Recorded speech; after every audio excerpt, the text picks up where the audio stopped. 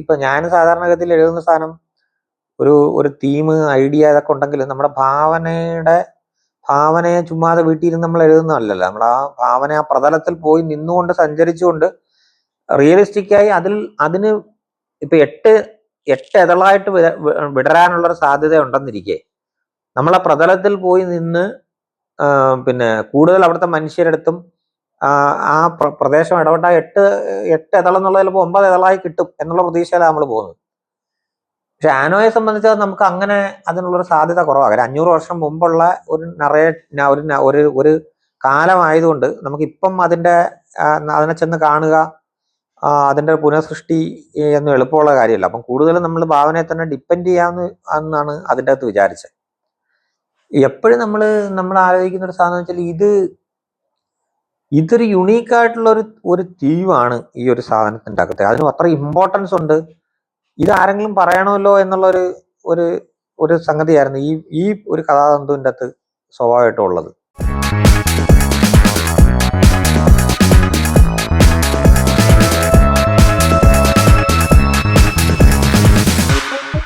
പിന്നീട് അതിനെ തുടർന്നുള്ള യാത്രയിൽ വളരെ വൈകാരികമായ സംഗതിയുണ്ട്. ഇപ്പം നമ്മൾ പറഞ്ഞില്ലേ, ഇപ്പൊ നമ്മൾ പറഞ്ഞ ഈ വാസ്കോഡ ഗാമയുടെ പിന്നെ ഗ്രാമത്തിലൊക്കെ പോയ സമയത്തൊക്കെ അവിടുത്തെ ഒരു ഹിസ്റ്റോറി എന്നൊക്കെ പറഞ്ഞതെന്ന് വെച്ചാൽ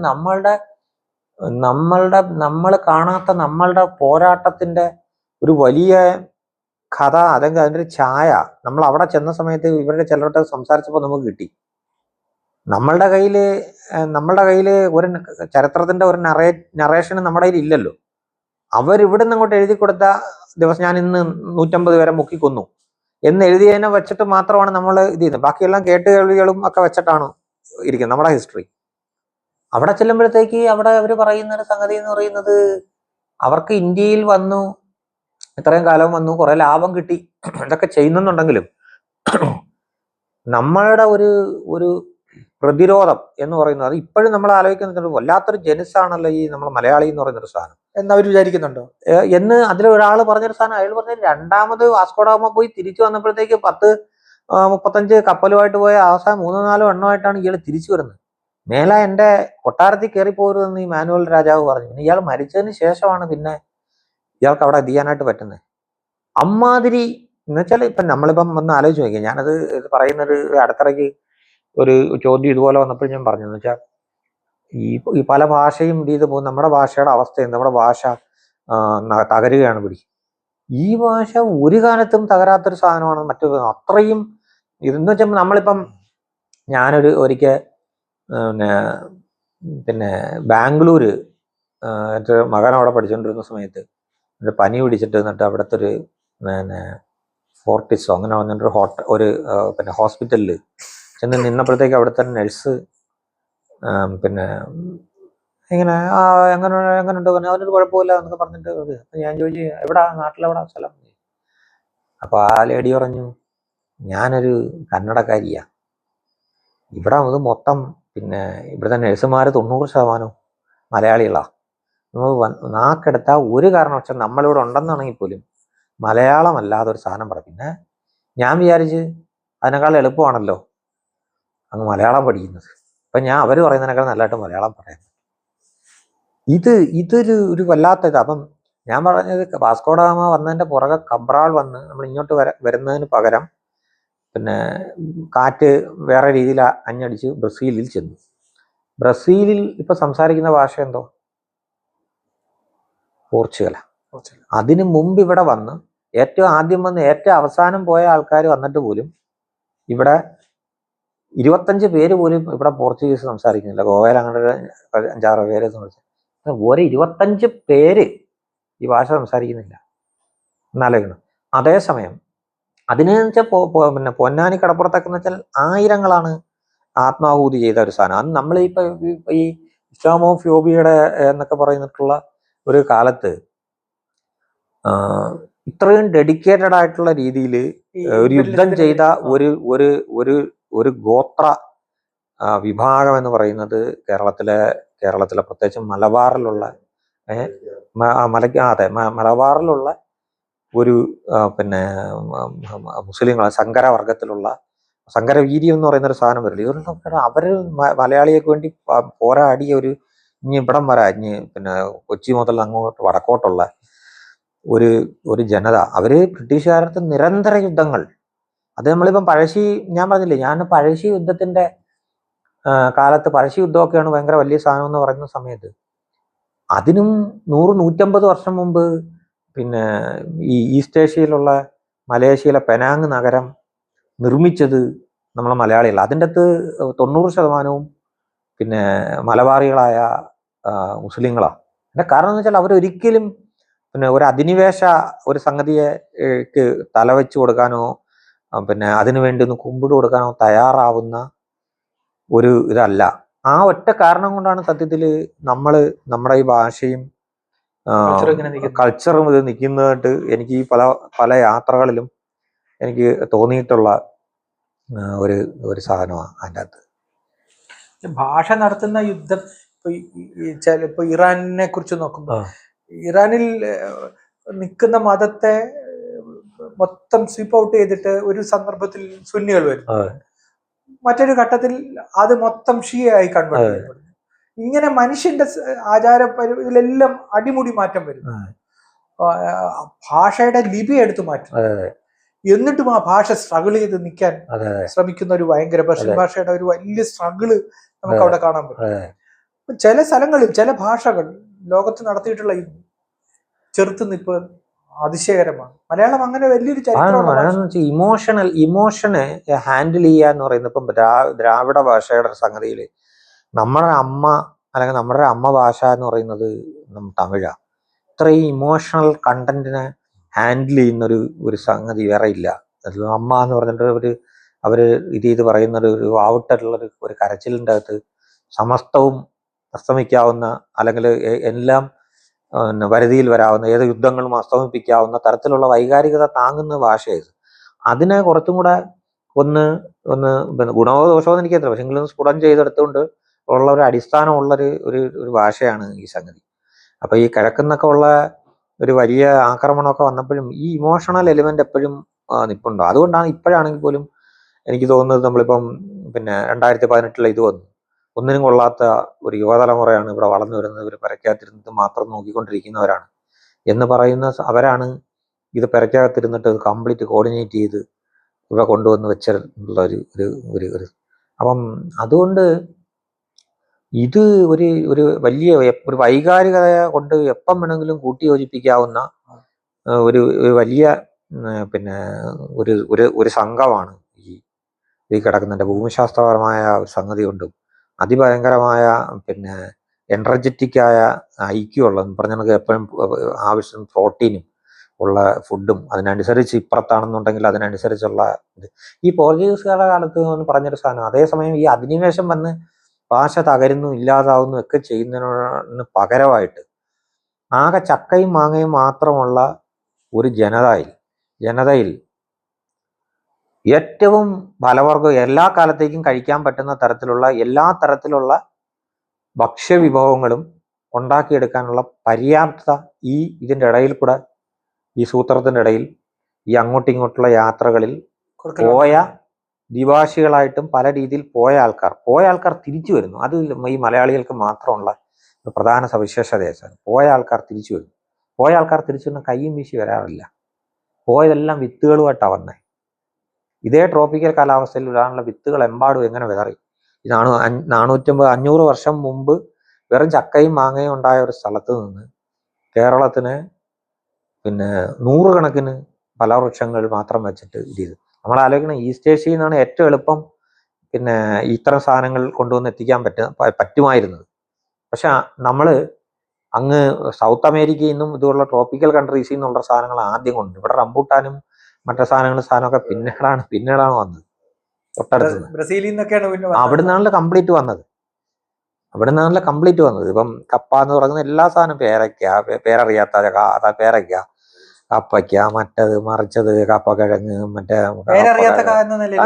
തന്നെയാണ് പേരയ്ക്ക, ഏതോ ഒരു പേരറിയാത്ത ഏതോ അങ്ങനെ ഏത് സാധനം ഉണ്ടല്ലോ. കപ്പ പൂർത്തിച്ചക്ക,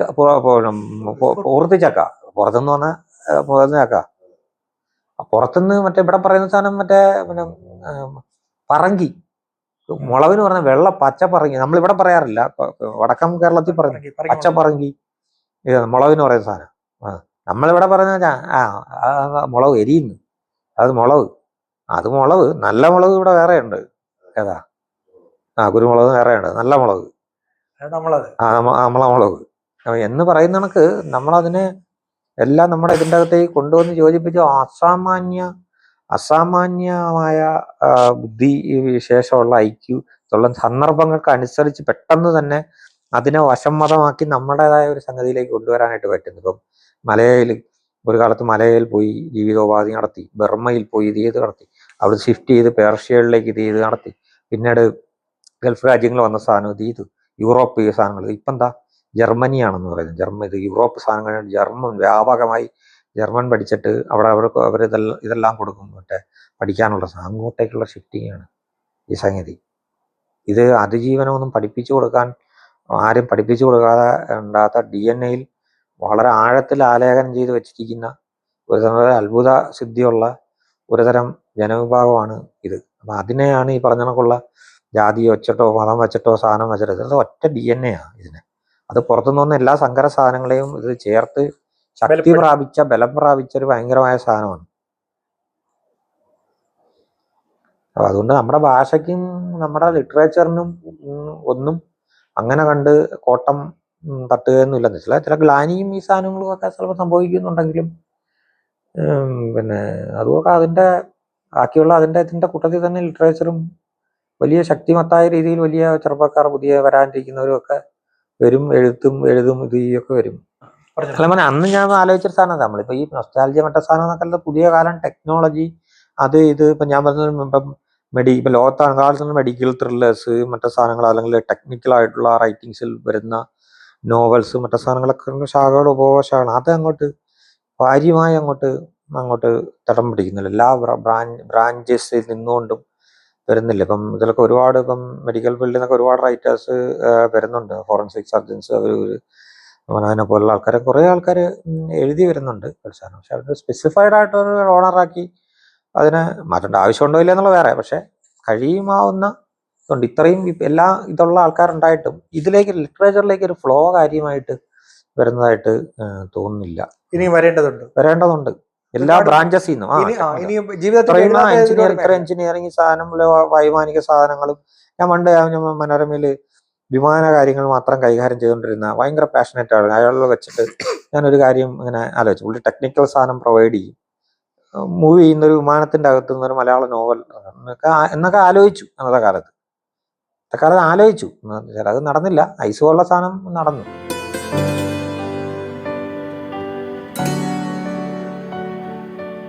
സിനിമകള് കുറേ സാധനങ്ങൾ ഇങ്ങനെ പിന്നെ ഇതിനറിയാലോ, ഇതിന്റെ ഷെൽഫിംഗ് പീരീഡ്, ഇത് പുറത്തു വരുന്ന സാധനം, ഇതൊക്കെ ഭയങ്കരമായ കൂടുതലാണല്ലോ. മറ്റേ ഗരുഡൻ മറ്റേ ഇത് ഇതാണൊക്കെ നമുക്ക് പൊട്ടി നോക്കാനൊന്നും പറ്റത്തില്ല. അതിന്റെ സമയം അനുസരിച്ച് ഇത് പിന്നെ കൈ വരത്തുള്ളൂ. വലിയ ആകാംക്ഷ ചെയ്തൊരു സാധനം ചിലപ്പോൾ പെട്ടിയിലിരുന്നു പോകും. അത് മറ്റേ ഗരുഡന്റെ ചേട്ടനെ ഇതാണ് അവര് പൊട്ടിച്ചു നോക്കിയല്ലേ, അവര് പകുതി മാത്രമേ വളർച്ച ഉണ്ടായുള്ളൂ. അപ്പൊ അതുകൊണ്ട് അതിനൊക്കെ ഒരു കാലസമയം. പക്ഷെ ഞാന് ഇപ്പം കഴിഞ്ഞിട്ടുണ്ടെങ്കിൽ മനോരമ വാർഷിക പതിപ്പിൽ എഴുതിയ ഒരു ചെറിയൊരു ഒരു ത്രില്ലർ, ഒരു കാണാതായ സംഗതികളുണ്ട്, അമ്പിളിമോൾ തിരോധാനം. അത് താമസിക്കാതെ പിന്നെ ഇതാവുന്നു. അത് എനിക്ക് തോന്നുന്നു ഈ അടുത്ത കാലങ്ങളിൽ ചിത്രീകരണത്തിലേക്ക് കടക്കുമെന്ന് പ്രതീക്ഷിക്കുന്ന ഒരു സിനിമയാണ്. പിന്നെ സ്കാവഞ്ചർ ഞാൻ പറഞ്ഞ തമിഴിലൊരു വലിയ ചെറുപ്പക്കാരുടെ ഒരു വലിയ ഒരു കമ്പനി, അവർ കണ്ടന്റിന് വേണ്ടി ഇത് ചെയ്യുന്നൊരു, അവർ വന്ന് വാങ്ങിച്ചത് എനിക്ക് വലിയ ഇതായിട്ട് തോന്നിയൊരു സാധനം. ഇവിടുന്നത് കൊണ്ടുപോയി അവിടെ നമ്മൾ ഇവിടുത്തെ മ്യൂസിയത്തിൽ വന്ന സംഗതി അവിടെ കൊണ്ടുപോയി പ്രതിഷ്ഠിച്ച്, ഒരു തമിഴനാണല്ലോ നായകൻ, അവരത് അങ്ങനെ കൊണ്ടുപോകും. സിനിമയാ സീരീസ് അല്ല, സിനിമകളല്ല സംസാരം. കള്ളന്റെ കഥ സീരീസ് ആയില്ല, പക്ഷെ അതൊരു പൈപ്പ് ലൈനിലുണ്ട്. പൈപ്പ് ലൈനിൽ പ്രധാനപ്പെട്ട ഒരു സംഗതിയായിട്ട് അതുണ്ട്. പിന്നെ നമ്മൾ കഴിഞ്ഞ വാർഷിക പതിപ്പിൽ, മനോരമയുടെ വാർഷിക പതിപ്പിൽ എഴുതിയ ഒരു കൊടുങ്കാറ്റെന്ന് പറഞ്ഞ സംഗതി, പിന്നെ അതും അതിൻ്റെ പ്രൊഡക്ഷൻ കാര്യങ്ങളിലേക്ക് നീങ്ങുന്നുണ്ട്. പിന്നെ മനോരമയിൽ എഴുതിയ ദ ലാസ്റ്റ് ക്രൈം എന്ന് പറഞ്ഞിട്ട് 18 കമ്പനി ഞാൻ എഴുതിയൊരു ഒരു കഥയുടെ ഒരു എക്സ്റ്റൻഷനായിരുന്നു. അത് പിന്നെ ചെയ്യാനായിട്ടുള്ള സംഗതിയുണ്ട്. പിന്നെ അല്ലാതൊക്കെ ഉള്ള ചില ചർച്ചകളൊക്കെ ആയിട്ട് ഒക്കെ ഇങ്ങനെ ഇങ്ങനെ പോകുന്നുണ്ടത്. ഇപ്പം ആനയെ പോസ്റ്റ്മോർട്ടം ചെയ്യുന്ന ഒരു ഒരു ഒരു കഥാസന്ദർഭം അതിൽ ആവശ്യമായിട്ട് വന്നിട്ടുണ്ട്. അപ്പം ഇത് നമുക്ക് ഇപ്പം പണ്ടാണ് ഞങ്ങൾക്ക് ഇതൊന്ന് ഒന്ന് ചാറ്റ് GTPയുടെ കാലത്തൊന്നും അല്ല നമ്മൾ എഴുതിയതോ ഈ സാധനം. ഇനിയിപ്പോൾ ചാറ്റ് GTPയുടെ കാലത്തുണ്ടെങ്കിൽ പോലും അത് നമ്മൾ പറയേണ്ട ഒരു സാധനം. ചാറ്റ് GTP നമ്മൾ ചോദിക്കുന്ന ഒരു സാധനം വെച്ചാൽ നേരത്തെ എഴുതി വെക്കപ്പെട്ട സാധനത്തിൽ നിന്നുകൊണ്ടുള്ള അതിൻ്റെ ഒരു വേർഷനാണ് ഇത് തരുന്നത്. വലിയ അപകടകരമായ ഒരു സംഗതിയാണ്. മാത്രമല്ല അതിൻ്റെ കണ്ടന്റ് എന്നൊക്കെ പറയുന്നത് വളരെ പരിമിതവും അവ്യക്തവും തെറ്റും ഒക്കെ ആയിട്ടായിരിക്കും. ഞാൻ ഇത് കഴിഞ്ഞതിന് ശേഷം ഇത് നിറയെ നമുക്ക് അറിയണ്ടേ, നമ്മൾ ഈ അബദ്ധം എഴുതി വെക്കരുത്. മാത്രമല്ല നേരത്തെ നമ്മൾ ഈ പറയുന്ന കണക്ക് ഇത് എഴുതിയത് കറക്റ്റോ തെറ്റോ ആണെങ്കിലും ഈ അനുഭവതലം നമ്മുടെ ഉള്ളിൽ ഇത് കിടക്കണമല്ലോ, അതാണല്ലോ നമ്മുടെ രസം എന്ന് പറയുന്നത്. അങ്ങനെ ഞങ്ങൾ നെയ്യാർ ഡാമിൽ പോയിട്ട് ഇത് ആനയെ പോസ്റ്റ്മോർട്ടം ചെയ്യുന്ന ഒരു സർജന്റെ അസിസ്റ്റന്റ് ആയിട്ടുള്ള ഒരാള് പോയി കണ്ടിട്ടാണ് പിന്നെ ഈ പറയുന്ന നമുക്ക് ഇത് എഴുതുന്നത്. അതിൻ്റെ അയാൾ ഇതിന്റെ അകത്തേക്ക് കയറി പോകുന്നതിന്റെ ഒരു സാധനം അത് തന്നെ, അകത്തേക്ക് കയറി പോകുന്നത് അയാൾ വിവരിക്കുക. അത് പലപ്പോഴും നമുക്കത് പൂർണ്ണമായ അർത്ഥത്തിൽ നമുക്ക് സെക്കൻഡ് ഹാൻഡ് ഇൻഫർമേഷൻ എന്നുള്ള രീതി നമ്മൾ എഴുതുമ്പം നമുക്കത് പൂർണ്ണമായിട്ട് എത്തിക്കാൻ പലരും പറ്റുന്നില്ല എന്നുള്ളൊരു ഇച്ഛാഭംഗം എനിക്ക് തോന്നിയിട്ടുണ്ട്. ഇപ്പൊ കള്ളന്റെ കഥയൊക്കെ ആദ്യം അത് നറേറ്റ് ചെയ്ത് വന്നൊരു ഉത്സാഹം നമ്മൾ നറേറ്റ് ചെയ്യുമ്പോഴത്തേക്ക് പിന്നീട് കിട്ടിയോ എന്നുള്ളൊരു സാധനമൊക്കെ എനിക്ക് തോന്നിയിട്ടുണ്ട്. അപ്പോഴാണ് നമ്മൾ വിചാരിക്കുന്നത് നമ്മൾ റൈറ്റർ ആയിരിക്കുന്നതിൻ്റെ ഒരു ആഡഡ് അഡ്വാൻറ്റേജ് എന്ന് പറഞ്ഞ ഇതായിരിക്കണം. ഫസ്റ്റ് ഹാൻഡ് ഇൻഫർമേഷൻ നമ്മൾ കേൾക്കുന്നു പലപ്പോഴും. ഈ കഞ്ചാവ് തോട്ടത്തിൽ കൃഷി ചെയ്യാൻ പോയവൻ്റെ ഒക്കെ ജീവിത കഥ കേട്ടപ്പോഴത്തേക്ക് പിന്നീട് എനിക്കിത് ഞാൻ എഴുതിയത് വായിച്ചു നോക്കിയപ്പോൾ എനിക്ക് അത്ര അങ്ങോട്ട് ഇതായിട്ട് തോന്നിയില്ല. പിന്നെ